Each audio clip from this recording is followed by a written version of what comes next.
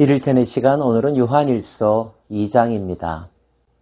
하나님과의 관계를 맺음에 있어서 중재자가 계시다는 사실, 우리로 하여금 담대하게 하나님께로 나아갈 수 있도록 도와주는 분이 있다는 사실이 우리에게는 참 복이죠. 그분은 바로 예수님이십니다.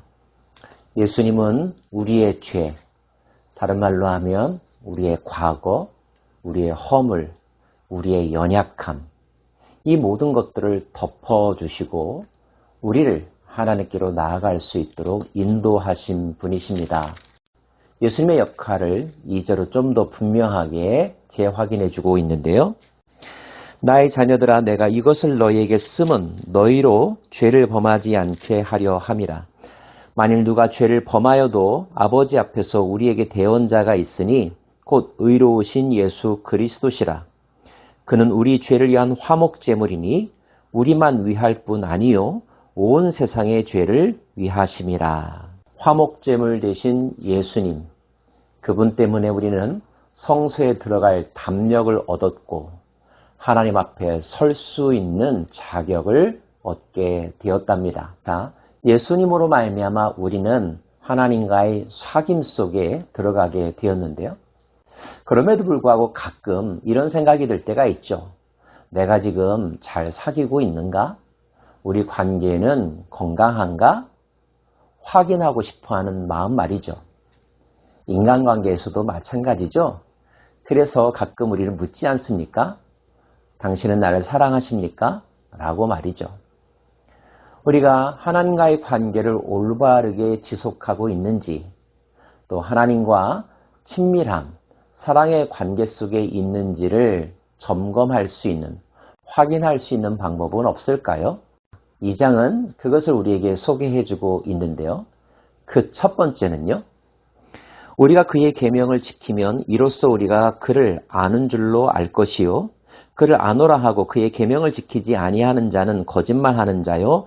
진리가 그 속에 있지 아니하되 누구든지 그의 말씀을 지키는 자는 하나님의 사랑이 참으로 그 속에서 온전하게 되었나니 이로써 우리가 그의 안에 있는 줄을 아노라. 그의 안에 산다고 하는 자는 그가 행하시는 대로 자기도 행할지니라. 예전에 어떤 가수가 부른 노래 중에 난 내가 좋아하는 일이라면 뭐든지 할 수 있어, 이런 노랫말이 있었습니다. 사랑한다면 사랑하는 그를 위해서, 또 그가 좋아하는 것이라면 무엇이든지 하고 싶은 마음 당연하게 생기겠죠. 하나님과의 관계에서도 마찬가지입니다. 우리가 하나님을 올바르게 사귀고 있다면, 뜨겁게 사랑하면서 살아가고 있다면 우리는 하나님을 좋아하고 하나님이 좋아하는 것을 좋아하게 되어 있죠. 하나님께서 원하시는 것에 최선을 다하려고 하는 모습 보이지 않을까요?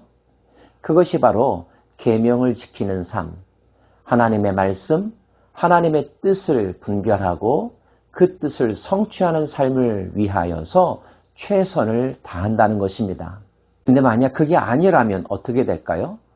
말로는 사랑한다고 하지만 행동이나 그의 삶의 영역에서 사랑에 걸맞는 희생이나 헌신이 나타나지 않는다면 그것은 허울뿐인 사랑, 껍데기뿐인 사랑이 아닐까요?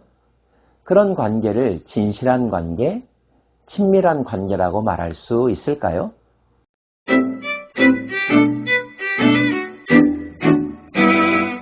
또 한 가지 하나님과의 관계를 확인할 수 있는 항목이 하나가 더 있는데요.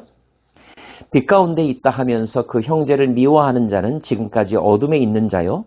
그의 형제를 사랑하는 자는 빛 가운데 거하고 자기 속에 거리낌이 없으나 그의 형제를 미워하는 자는 어둠에 있고 또 어둠에 행하며 갈 곳을 알지 못하나니 이는 그 어둠이 그의 눈을 멀게 하였음이니라. 하나님은 빛이라고 하셨죠? 하나님을 사랑하는 자는 빛 가운데 행하면서 삽니다. 빛 가운데 살아가는 자들이 마땅히 하는 일은 자기 형제, 이웃을 사랑하는 것입니다. 이웃을 사랑하는 것이 하나님을 사랑하는 것이란 뜻이죠.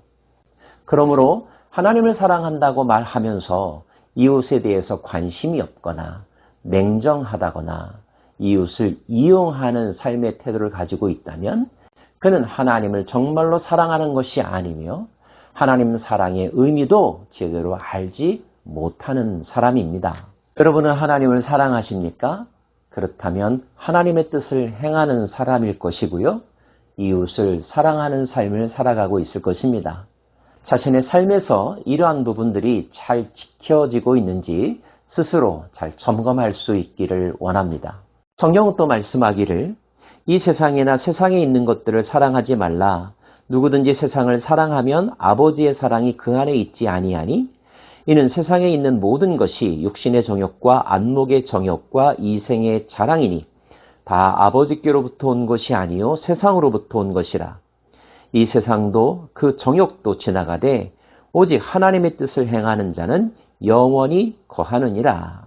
이 세상의 것과 이 세상 그 자체를 사랑하기보다는 하나님과 하나님의 뜻을 사랑하고 그 뜻대로 행하는 삶을 살아가는 것. 이것이 참된 행복의 길이며 생명의 길이라는 사실을 잊지 마십시다. 두 당사자가 서로 사랑하면서 살아가면 이를 축복해주고 박수치는 사람이 있는가 하면 질투하고 회방하는 자들도 있죠. 이른바 사랑 회방꾼이 있는데요. 하나님과 사귀는 삶 가운데도 그런 회방꾼이 있음을 이 장은 가르쳐주고 있습니다. 아이들아, 지금은 마지막 때라. 적그리스도가 오리라는 말을 너희가 들은 것과 같이 지금도 많은 적그리스도가 일어났으니 그러므로 우리가 마지막 때인 줄 아노라. 그들이 우리에게서 나갔으나 우리에게 속하지 아니하였나니 만일 우리에게 속하였더라면 우리와 함께 거하였으려니와 그들이 나간 것은 다 우리에게 속하지 아니함을 나타내려 함이니라. 예수님을 바르게 아는 것은 매우 중요합니다. 그 영적 지식 안에서 우리는 예수님을 온전히 믿을 수 있으니까 말이죠. 그런데 만약 누군가의 장난에 의하여서 예수님에 대한 오해가 생기거나 그분을 온전히 알지 못하게 된다면 그분을 통하여 누릴 수 있는 많은 것들을 우리는 놓치지 않을까요? 요한은 이 부분을 강조하면서 우리가 예수님에 대하여 이미 배웠던 것들, 또 경험한 것들 흔들리지 않고 끝까지 신뢰하라고 강조합니다. 거짓말하는 자가 누구냐? 예수께서 그리스도이심을 부인하는 자가 아니냐? 아버지와 아들을 부인하는 그가 적그리스도니 아들을 부인하는 자에게는 또한 아버지가 없으되 아들을 시인하는 자에게는 아버지도 있느니라. 그가 우리에게 약속하신 것은 이것이니 곧 영원한 생명이라. 너희를 미혹하는 자들에 관하여 내가 이것을 너희에게 썼노라. 자녀들아, 이제 그의 안에 거하라. 이는 주께서 나타나신 바 되면 그가 강림하실 때에 우리로 담대함을 얻어 그 앞에서 부끄럽지 않게 하려 함이라. 너희가 그가 의로우신 줄을 알면 의를 행하는 자마다 그에게서 난 줄을 알리라. 사단이 하는 일은 하나님과 예수님에 대한 올바른 깨달음을 회방하는 것입니다. 불완전한 이미지로 예수님을 소개하죠. 예수님을 불완전하게 이해하게 되면 우리는 또 다른 누군가를 찾게 되죠. 결국 예수님을 떠나게 되고 예수님을 통하여 만날 수 있는 하나님에게도 가까이 갈 수 없게 되는 것입니다. 요한은 강조합니다. 그의 안에 거하라고요. 의심하지 말라는 뜻입니다. 다른 길을 찾을 필요도 없다는 뜻입니다. 예수님 그 한 분만이면 족하다는 것이죠. 그분 안에서 우리의 죄가 사함받았습니다.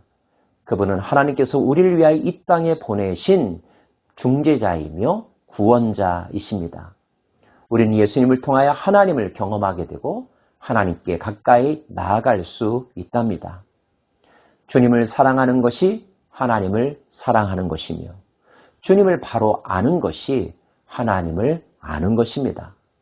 주님의 가르침대로 따라 살아가는 것, 예수님의 길을 따라가는 것이 하나님이 원하시는 뜻을 이루는 삶이며 그러한 삶을 통하여 우리는 하나님과의 올바른 관계, 동행하는 관계를 지속할 수 있답니다. 주 예수 그리스도, 우리의 구원자, 이 땅에 오신 하나님의 아들, 인간이 되신 하나님, 그 예수님에 대한 믿음 흔들리지 않기를 원하며 그 예수님 안에서 예수님을 통하여 하나님의 삶을 경험하는 저와 여러분 되기를 간절히 소망합니다. 기도하겠습니다.